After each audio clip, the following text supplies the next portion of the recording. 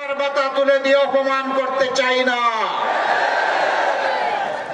24 জুলাই দাবি তুলেছিল, আমার মেধার স্বীকৃতি দাও, আমার হাতে আমার কাজ তুলে দাও।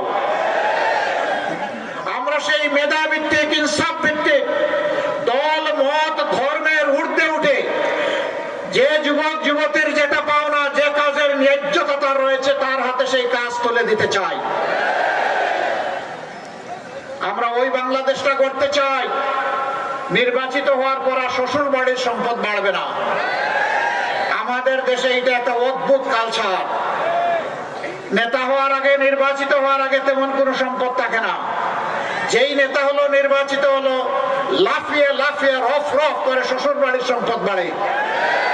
বাপের বাড়িটা আবার তেমন বাড়ে না, কারণ বাপের বাড়ির কেউ যদি আবার জেনে ফেলে, যদি ভাগ বসায় দেয়, কিন্তু মন্দ কপাল হলে অন্যটাও হয়ে যায়, কপাল ঘুরে যায়, উল্টা দিকে ঘুরে যায়।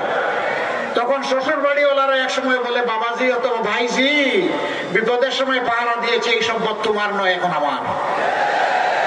এ ঘটনা ঘটেছে, অনেকে আত্মহত্যা করেছে, দেশ ছেড়ে হতাশ হয়ে বিদেশের মাটিতে পা বাড়িয়েছে। আমরা ওই রাজনীতির পচা ধারা পাল্টে দিতে চাই।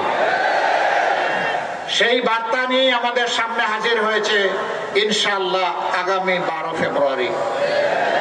এই 12 ফেব্রুয়ারি অতীতের 12টা ভোটের মতো কোনো ভোট নয়, এটি ভিন্ন বার্তা দিচ্ছে।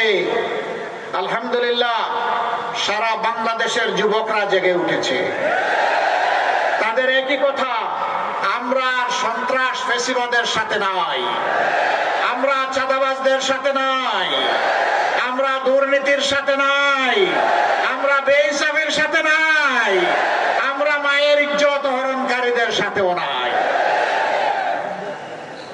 এই রায় তারা ইতিমধ্যে দিয়ে দিয়েছে।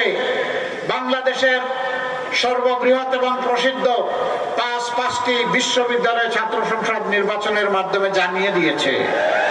কি চায় তারা জানিয়ে দিয়েছে। এবার মা বোনেরা জেগে উঠেছে, তাদের ইজ্জতকে সংরক্ষণ করার যুদ্ধের লড়াইয়ে তারা অবতীর্ণ হয়েছে। আমরা তাদেরকে মোবারকবাদ জানাই। আমরা আজীবনের জন্য তাদের কাছে কৃতজ্ঞ, কারণ মায়ের পেট দিয়েই তো দুনিয়ায় এসেছি। মায়ের বুকের দুধ, মূল্যবান পবিত্র দুধ খেয়ে বড় হয়েছি। মায়ের বুকের বিছানায় লালিত পালিত হয়েছে। সেই মাই তো আদরে যত্নে আজকে আমাদেরকে মানুষ করেছেন।